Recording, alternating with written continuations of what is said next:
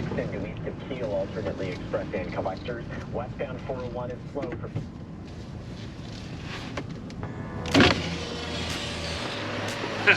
Gentlemen. Hey, Kev. How are you? What's going on? Nothing. Your fenders aren't so shiny now. No, they're not going to be. I'm going to take them all out and do it black. You can see on the back here. See the little spots there already? Oh, you tried it? No, that's what gave me the idea. I saw it and I tried to wipe it off and I was like, you know what? I'm just It gonna... looks like a coffee stain. I don't know what it is. Did you throw a coffee out the window? I haven't. Not today anyway.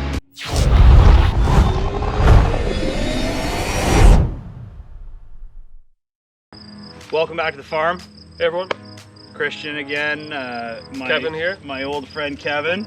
Kevin, what year did we meet? Would it have been like Early 2000s, 2005 maybe? Back when I was running bars back in the day. Not that I went to the bars or anything like that, but so my old friend Kevin here, totally crazy story. Last year, I know previously I'd alluded to the fact that we came up with the idea of OverlandNTH and then COVID hit. Well, when COVID hit, Kevin was in Florida, right? I was in Miami working, yeah. So what were you doing in Florida?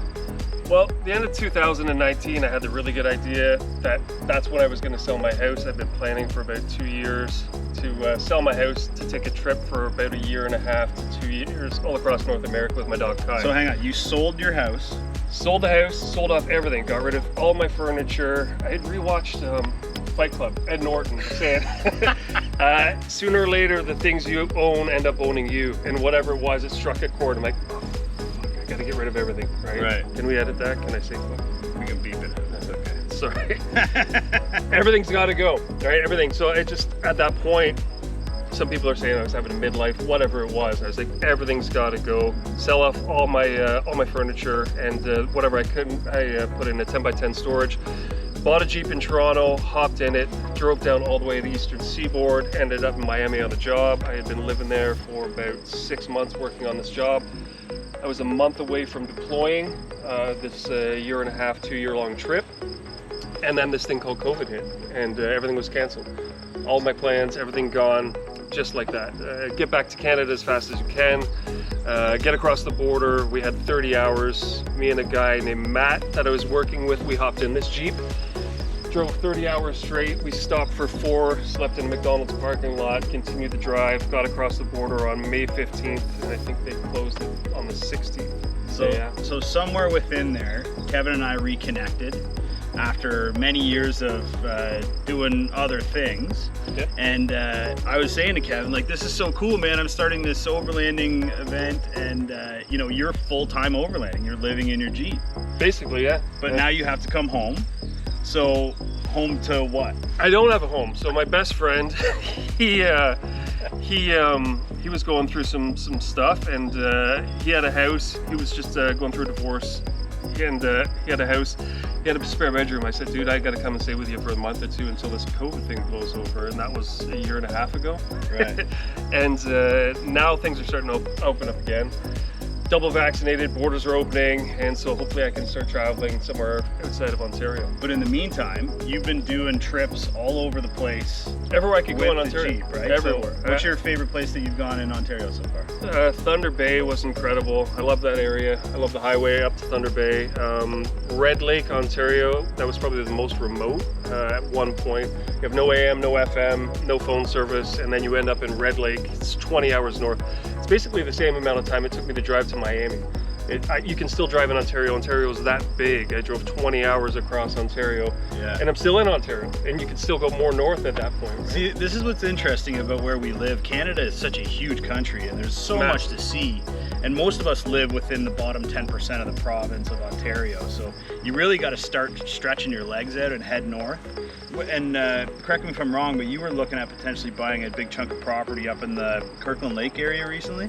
I was up in Kirkland Lake, Larder Lake. I've been trying for about 1.5 years, but unfortunately because of COVID now, everyone that's closer to the GTA, they've sold off their properties there, and everyone's gone north. And there's just bidding wars. You can't get a property. It's been pretty much impossible for me.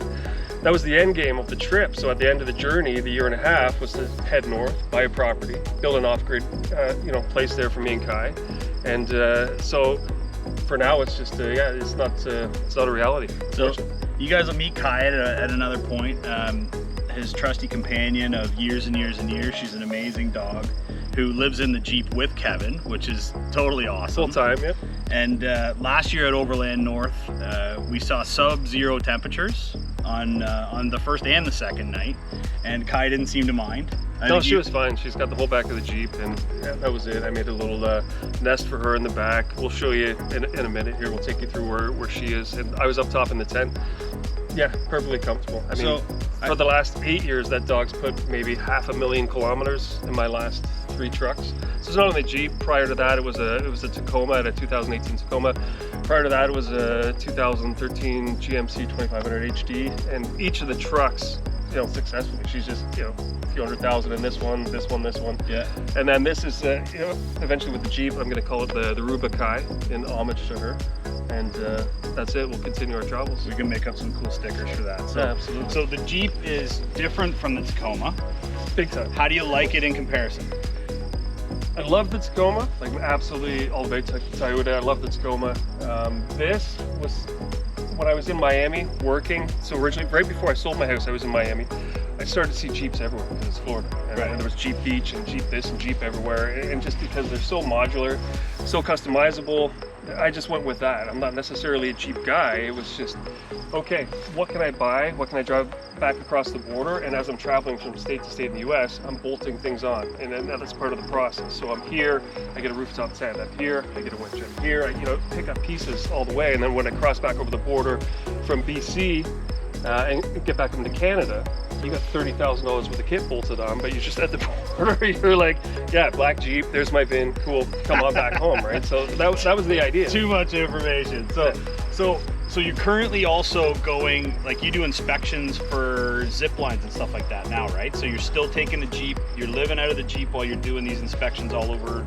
Yeah, I travel all over Ontario to do these inspections. So for the one company I do inspections for, they have 6 parks in Ontario. They also do jobs all through the US. So recently I was in Wisconsin, traveling down there. 2022 will have me in California, have me in Arkansas. I go to Quebec a lot as well. So I got to that age where I'm living on the road with guys all the time, and you're sharing a house or an Airbnb, and you get a bit older, and that's it. You know, the young guys, they want to party and hang out and do whatever, and it's like, I'm just gonna have all my stuff with me. Right. You know, I'm gonna have my dog, and I have my rooftop tent, I'm gonna have whatever, and I'm self-contained. And again, the reason for the Jeep is there's so many places I wanted to go that I was originally looking at vans as well, like nothing was off the table. But this I started to build out because I wanted to go everywhere. If it was you know, a road that I could only pass with a 4-wheel drive, or as a mountain road or whatever it was, then I want to have something super capable to get me there, right? For sure.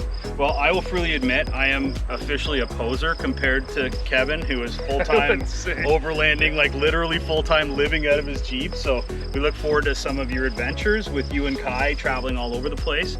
And there'll be a bunch more content as Kevin cruises around and checks out some new spots that you guys can check out too.